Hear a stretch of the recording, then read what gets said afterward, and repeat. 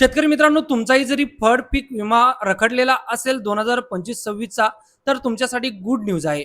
ती म्हणजे राज्य सरकारने राज्य हिश्शाचा 129,51,38,000 एवढा जो निधी आहे, तर तो एवढा निधी ज्या विमा कंपन्या आहेत, तर त्या विमा कंपन्यांना देण्यास जो निधी आहे, तर तो निधी मंजूर केलेला आहे.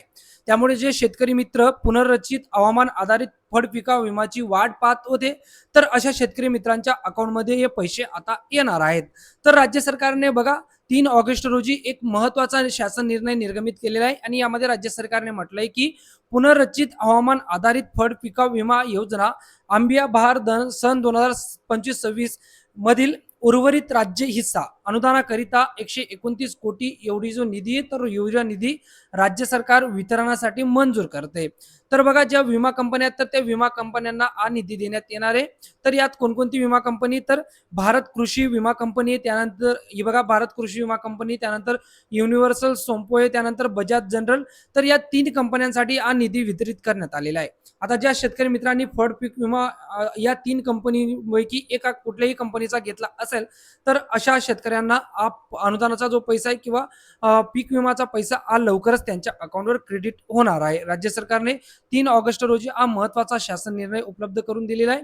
राज्य सरकार या जी-आर मध्ये म्हणते की पुनर्रचित हवामान आधारित फळ पिक विमा योजनेच्या आंबिया बहार सन 2025-26 अंतर्गत उर्वरित राज्य हिस्सा अनुदानाकरिता कृषी आयुक्तालय यांनी जी शिफारस केली होती, तर त्या शिफारसीचा विचार करता 129 कोटी एवढा निधी राज्य सरकार उपलब्ध करून देत आहे. आणि हा जो निधी, तर हा निधी अदा करण्यासाठी ESC रॉ बँक खात्यामध्ये हा निधी उपलब्ध करून देण्यासाठी राज्य सरकारने परवानगी दिलेली आहे. त्यानंतर हा निधी बँक खात्यामध्ये उपलब्ध होताच संबंधित शेतकऱ्यांना, ज्या शेतकऱ्यांना लाभ द्यायचा आहे, तर अशा शेतकऱ्यांना याचा लाभ दिला जाणार आहे. तर इथे तुम्ही बघू शकता रक्कम सुद्धा मंजूर केलेली कंपनी वाईज. तर या 3 विमांसाठी 3 विमा कंपन्यांसाठी हा निधी एकंदरीत मंजूर केलेला आहे.